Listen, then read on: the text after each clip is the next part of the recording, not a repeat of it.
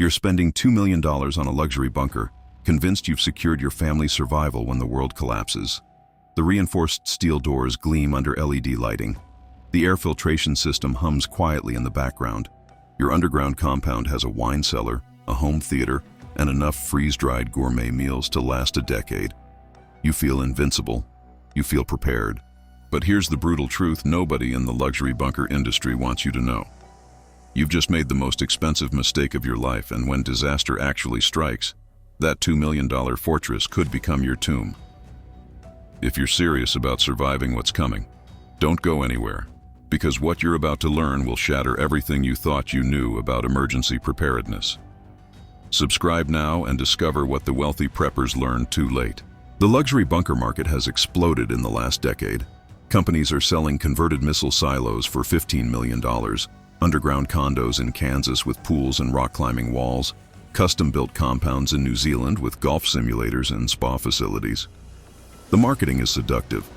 They show you families laughing together in pristine underground apartments while the world burns above. They promise security, comfort, and survival. What they don't show you is the family of 4 who suffocated in their sealed bunker in Idaho when their ventilation system failed during a wildfire. They don't mention the Texas millionaire whose bunker flooded completely during unexpected heavy rains because the drainage system was never properly tested. They certainly won't tell you about the Colorado bunker that became uninhabitable within 6 months due to mold growth that the expensive air system couldn't prevent. The first catastrophic mistake isn't the bunker itself. It's believing that money automatically buys survival. Wealthy preppers fall into a trap that kills them before any disaster even happens. They outsource their survival knowledge. They write a check, contractors build something impressive, and the owner never truly understands the systems keeping them alive. When that ventilation fails at 2 in the morning and carbon dioxide levels start rising, knowing which contractor installed it won't save your children. Understanding how to manually override the system, how to repair a damaged air intake, or how to improvise ventilation with basic tools, that's what saves lives. But most luxury bunker owners have never spent a single night in their expensive hole in the ground. They've never tested the systems under stress. They've never lived without external support to see what actually fails first. Here's what actually happens when you seal yourself in a luxury bunker during a real crisis. The first 48 hours feel manageable. You're running on adrenaline. The kids think it's an adventure. The freeze-dried lasagna actually tastes decent. Then the psychological reality sets in. You're in an enclosed space with the same people, breathing recycled air, with no natural light and no definite end date. The home theater that seemed so important during the sales pitch? Nobody wants to watch movies when they're wondering if their neighbors above ground are dying. The wine cellar becomes a depressing reminder of a world that no longer exists. Clinical studies on submarine crews and isolated research stations show that even highly trained individuals experience severe psychological deterioration in confined spaces after just 2 weeks. Depression, anxiety, interpersonal conflict, and in extreme cases, psychotic breaks. Your family hasn't trained for this. Your children haven't been psychologically prepared, and that $2 million bunker has now become a pressure cooker of human emotional breakdown. But let's say your family is mentally resilient. Let's assume everyone stays calm and cooperative. You're still facing technical failures that luxury bunker companies consistently underestimate. Every mechanical system fails eventually. It's not if, it's when. Your high-tech air filtration system with HEPA filters and chemical scrubbers. It requires regular filter changes, calibration, and maintenance. Those filters have shelf lives. The sensors drift out of calibration. The automated systems have electronic components that fail, especially in the humidity that naturally develops in underground spaces. A genuine prepper knows how to maintain these systems, has backup parts, and understands the principles well enough to improvise repairs. The luxury bunker owner calls a technician, but in a real collapse scenario, that technician isn't coming. You're alone with complex systems you don't understand, and your family's lives depend on equipment you can't fix. Water systems present an even more dangerous illusion of security. Luxury bunkers often feature wells, water storage tanks, and sophisticated filtration systems. Sounds perfect until you understand groundwater dynamics.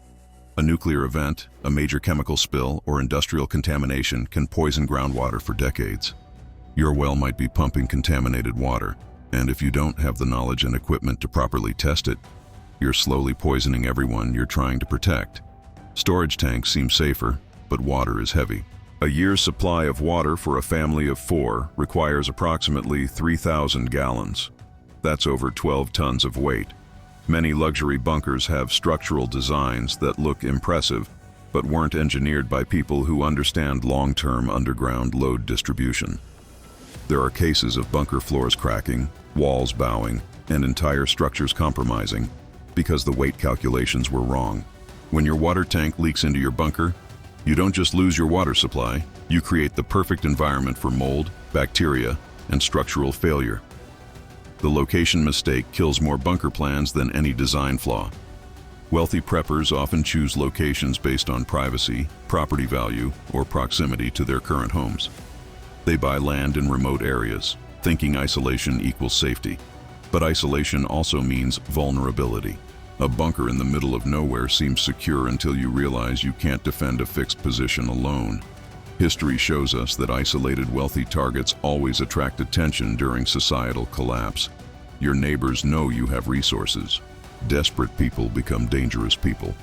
A $2 million bunker might have a reinforced door, but it also has air intakes, exhaust vents, and access points that cannot be completely hidden.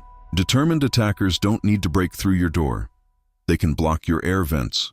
They can contaminate your air intakes. They can simply wait outside while you slowly run out of supplies, because you're trapped in a sealed box with limited resources, and they have the entire surface world. Real survival compounds throughout history have never been isolated luxury bunkers. They've been communities. The successful survival scenarios, from World War II resistance hideouts to modern off-grid communities, all share common traits: multiple families, diverse skill sets, defendable but not isolated locations, and most critically, relationships built over years, not purchased during a crisis. You cannot buy trust. You cannot install loyalty. A luxury bunker owner who thinks they can survive alone with their immediate family is ignoring every lesson human history has tried to teach.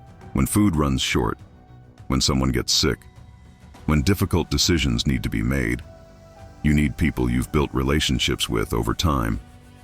Your bunker's wine cellar won't matter when you need someone who knows field medicine. Your home theater won't help when you need people to stand watch while you sleep.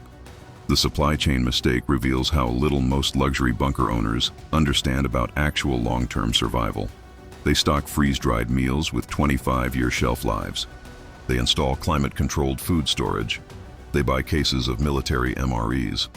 All of this sounds impressive until you do the mathematics that separates survivors from victims. A family of 4 needs approximately 6,000 calories per day to maintain health during high-stress situations. That's over 2 million calories per year. Freeze-dried meals are expensive and calorie-poor. A typical freeze-dried entree contains maybe 500 calories. You would need thousands of packages, costing tens of thousands of dollars, and taking up enormous storage space. But the real problem isn't quantity, it's dependency. When those freeze-dried meals run out, what happens next? If you don't know how to grow food, preserve harvests, hunt, fish, trap, or forage, your survival timeline is just whatever fits in your storage room. 18 months if you're lucky. Then you're forced to surface into whatever hell is waiting above, weakened, unprepared, and desperate. Successful long-term survival requires food production, not just food storage. But luxury bunkers are underground. No natural sunlight. Growing food requires expensive grow lights, which require electricity, which requires fuel or renewable energy systems that require maintenance and parts. Every dependency creates a failure point. Real preppers build surface-level greenhouses with proper security, develop hunting and trapping skills, establish relationships with local farmers before crisis hits, and understand wild edible plants in their region. These skills cost nothing but time and practice. A $2 million bunker could instead fund a modest, defensible property with greenhouses, livestock, water security, and years of training. But that's not sexy. That doesn't have a wine cellar. That requires actual work instead of writing a check. The medical reality in luxury bunkers is genuinely terrifying. Most bunker owners stock first aid supplies and maybe some antibiotics. That's catastrophically insufficient. When society collapses, medical care disappears. A simple infected cut becomes life-threatening without antibiotics. Appendicitis becomes a death sentence without surgery. Dental infections kill people. Chronic conditions like diabetes, high blood pressure, or asthma require medications that have limited shelf lives. Some bunker companies sell medical supplies, but supplies without knowledge are useless. Do you know how to properly clean and suture a deep wound? Can you recognize the early signs of sepsis? Do you understand how to properly use antibiotics, which infections require which drugs, and how to manage allergic reactions? Can you perform a basic dental extraction if someone develops an abscess? These aren't hypothetical questions. These are real situations that killed people in every major societal collapse throughout history. The Spanish Civil War, the Siege of Sarajevo, the collapse of Venezuela, all documented cases where medical knowledge became more valuable than gold. Real medical preparedness requires training, wilderness medicine courses, trauma response certification, dental emergency procedures, midwifery skills if you have women of childbearing age, mental health crisis management. And here's what makes this so critical. These skills cannot be learned from books in a crisis. Medical procedures require practice. You need to have sutured wounds before. You need to have managed infected injuries. You need to have practiced under stress. But most luxury bunker owners have never taken a single medical course. They've bought supplies they don't understand and medications they don't know how to use properly. When someone they love is dying from a preventable infection, their $2 million bunker won't save them. Knowledge would have, training would have, but knowledge and training require humility, time, and the willingness to admit you don't know everything. The energy illusion is particularly cruel. Luxury bunkers feature backup generators, fuel storage, and sometimes solar panels. The marketing promises energy independence. The reality is fuel dependency. Diesel fuel degrades after 12 to 18 months even with stabilizers. Gasoline degrades faster. Your 5,000-gallon fuel tank sounds impressive until you calculate actual consumption. A typical backup generator uses 1 to 2 gallons per hour under load. Run it 12 hours a day and your fuel is gone in less than a year. Solar panels seem like the solution until you face the maintenance reality. Panels degrade, batteries die, charge controllers fail, inverters break. Most luxury bunker owners have never replaced a battery bank, never diagnosed a charge controller problem, never cleaned and maintained a solar array. When the system fails, they're in the dark with no backup plan. Real energy security comes from multiple redundant systems and the knowledge to maintain them. Wood gasification for backup power generation. Micro hydro if you have water flow. Wind turbines in suitable locations. But more importantly, designing your survival around minimal energy needs, learning to preserve food without refrigeration, lighting that uses minimal power, heating and cooling strategies that work with your environment instead of fighting it. These approaches are boring. They're not high-tech. They don't impress your wealthy friends. But they work when complex systems fail, and complex systems always fail. Security systems in luxury bunkers are often the most delusional feature. Cameras, motion sensors, reinforced doors, gun ports, all designed to keep threats out. But every security expert with real-world experience will tell you the same thing. Static defenses always fail. You cannot hold a fixed position indefinitely against determined attackers. Your cameras show people approaching. Then what? You have limited ammunition, limited food, limited water, limited time. The attackers have unlimited time. They can probe your defenses.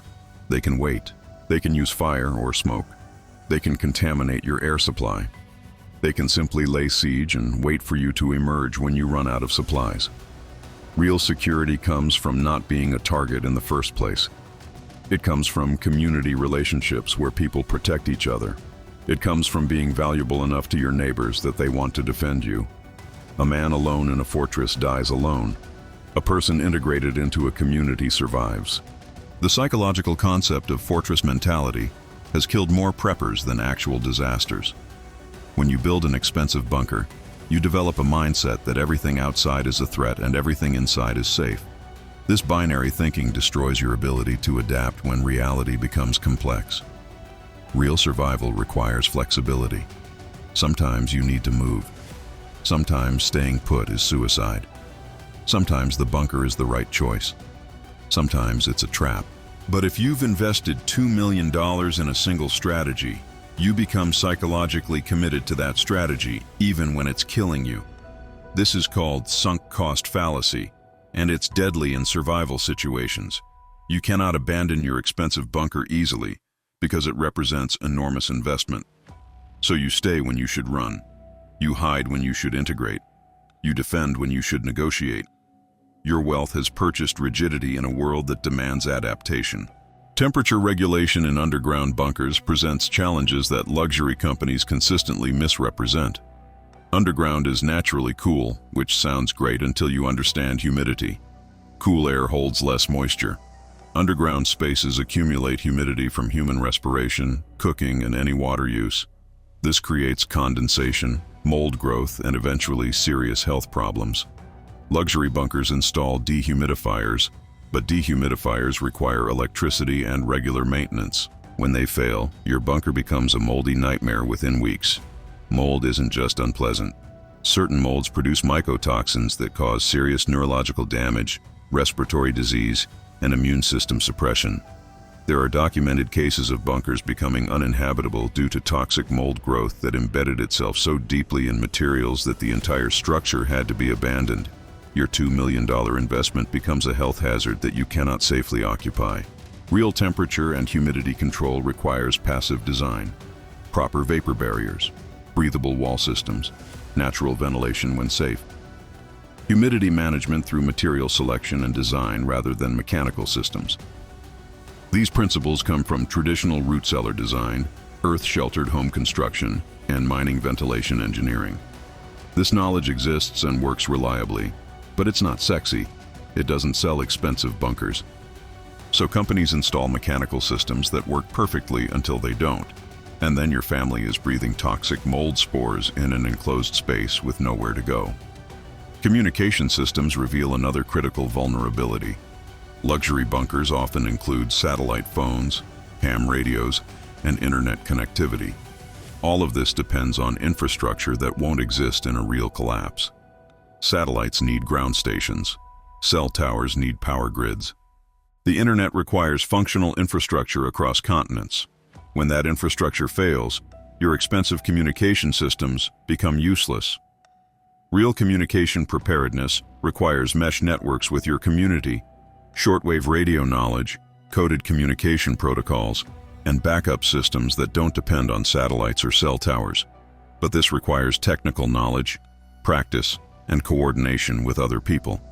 It requires building relationships before the crisis. It requires being part of a network instead of hiding alone in luxury.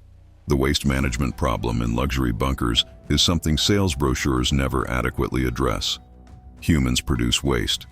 A family of 4 produces approximately 200 pounds of solid waste and 300 gallons of liquid waste per month. Your luxury bunker might have composting toilets or septic systems, but these systems require maintenance, proper function, and places to dispose of processed waste. If you're sealed in a bunker during a nuclear or biological crisis, you cannot just pump your septic tank to the surface. The waste accumulates. The smell becomes unbearable. The health hazards multiply. Successful long-term underground habitation, like submarine operations or space station design, requires complex waste processing that luxury bunkers rarely implement properly. When your waste system fails, your luxury bunker becomes uninhabitable regardless of how much food you have stored. The children factor destroys most bunker plans. Parents buy bunkers thinking they're protecting their children. But children need sunlight for vitamin D production. They need exercise and space to develop properly. They need social interaction with other children. They need mental stimulation beyond screens and games. Locking children in an underground bunker for months or years creates developmental damage that lasts a lifetime. Studies on children who grew up in extreme isolation show severe social dysfunction, learning disabilities, and psychological trauma that persists into adulthood. Your bunker might keep your children physically alive while destroying their mental and emotional development. Real parents prepare their children by teaching skills, building resilience, creating community connections, and developing the adaptability that allows survival in changing circumstances. Financial collapse implications are something luxury bunker owners consistently ignore. You've spent $2 million on a bunker. That's $2 million not invested in skills, community, tangible resources, or adaptable strategies. When currency collapses or loses significant value, your bunker is an illiquid asset you cannot trade. You cannot eat a bunker. You cannot barter with it. You cannot move it if your location becomes untenable. The $2 million could have purchased productive farmland, built relationships with farming communities, funded years of training, bought tangible resources with lasting value, and created multiple backup plans in different locations. Instead, it's concrete and steel in one fixed location, with all your eggs in a single expensive basket. The timeline misconception kills bunker plans before they start. Most luxury bunker owners imagine short-term disasters. A few weeks or months underground, then emerging when things calm down. But real societal collapse doesn't work that way. The fall of Rome took centuries. The Bronze Age collapse lasted generations. The Dark Ages persisted for 500 years. Yugoslavia's breakdown created decades of instability. Venezuela's collapse has continued for over a decade with no end in sight. If you're facing actual long-term societal breakdown, hiding in a bunker for 18 months doesn't solve anything. You emerge into a world that's still collapsed, but now you're weaker, you've burned through your resources, and you haven't adapted to the new reality. The people who survive long-term collapses are those who learn to function in the new environment, not those who hide from it. Real preppers understand that survival is a process, not a destination. It's continuous adaptation, learning, community building, and skill development. It's being valuable to others so they want to protect you. It's understanding that no single strategy works for every scenario. It's building resilience through knowledge rather than buying security through luxury. The wealthy prepper who spent $2 million on a bunker could have instead spent $20,000 on a modest, defensible property and $1,980,000 on developing skills, building community, establishing food security, and creating multiple backup plans. That approach doesn't sell expensive bunkers, but it keeps people alive. The exit strategy problem is something nobody wants to discuss. Every bunker needs an exit plan. What happens when you have to leave? Do you have transportation staged and maintained? Do you have fuel that hasn't degraded? Do you have multiple routes planned? Do you have destinations with people who will help you? Do you have the physical fitness to travel if vehicles aren't available? Most luxury bunker owners have no exit strategy beyond hoping they never need one. But hope isn't a strategy.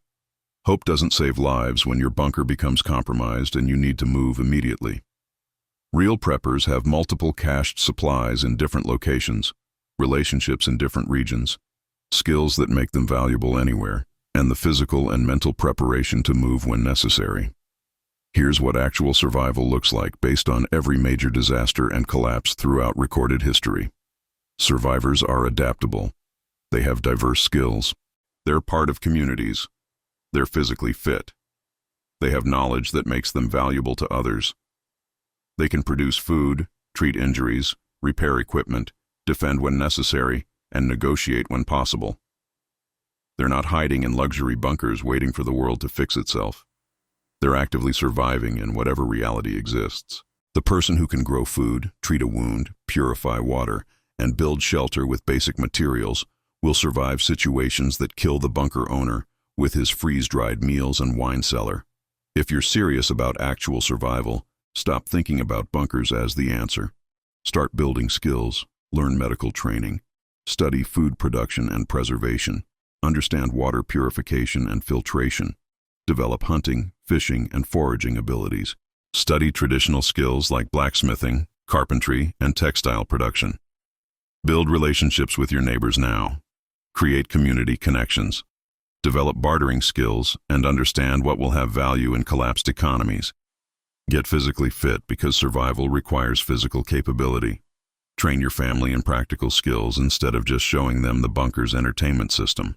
Understand defensive strategies, but prioritize being valuable enough that people want to protect you rather than attack you. The harsh reality is this: luxury bunkers are expensive fantasies sold to wealthy people who want to believe money can buy survival. They're built by companies that prioritize sales over genuine preparedness. They create single points of failure, encourage isolation instead of community, and produce dependence on complex systems rather than resilient knowledge. When real collapse comes, those $2 million bunkers will become tombs for families who trusted marketing over history's lessons. The survivors will be the people who built skills, developed communities, and understood that genuine security comes from adaptability and value, not from hiding in expensive holes in the ground. And if you want to go deeper into real survival preparation, strategies that actually work based on historical analysis and practical testing, you'll find in the pinned comment some detailed guides and resources that can help you build genuine resilience. Check them out when you're ready to move beyond expensive illusions toward actual preparedness. Because the difference between survivors and victims isn't bank accounts, it's knowledge, community, and the humility to learn what actually works before you need it. Don't just watch this and forget it. Share this with someone who needs to understand these truths before they make a $2 million mistake. Comment below with your thoughts on what real preparation looks like. And if you're serious about surviving what's coming, subscribe and stay informed, because the knowledge you build now determines whether you survive later.